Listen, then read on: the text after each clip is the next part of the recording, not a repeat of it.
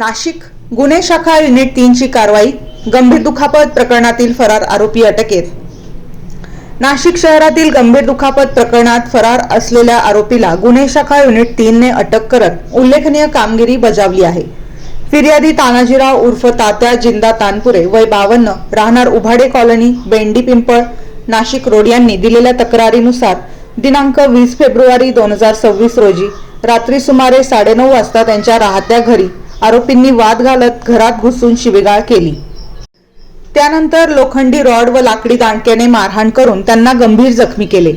या प्रकरणी Nashik road police ठाण्यात गुन्हा दाखल करण्यात आला होता।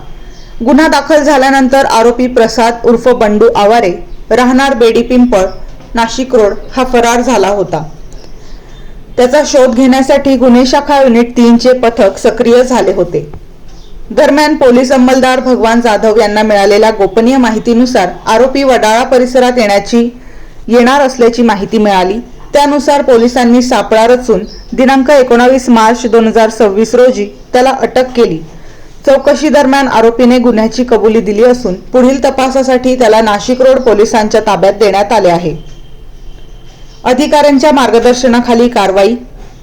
ही कारवाई पोलीस आयुक्त संदीप कर्णिक, पोलीस उपायुक्त गुन्हे शाखा किरण कुमार चव्हाण तसेच सहाय्यक पोलीस आयुक्त गुन्हे शाखा संदीप मिटके यांच्या मार्गदर्शनाखाली पार पडली।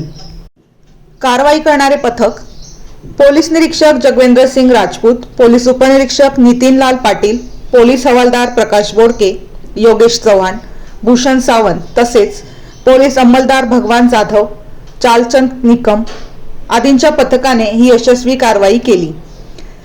नाशिक पोलिसांच्या या तत्पर कारवाईमुळे शहरातील गुन्हेगारीवर नियंत्रण मिळवण्यास मदत होत असून नागरिकांमध्ये सुरक्षिततेची भावना अधिक दृढ झाली आहे।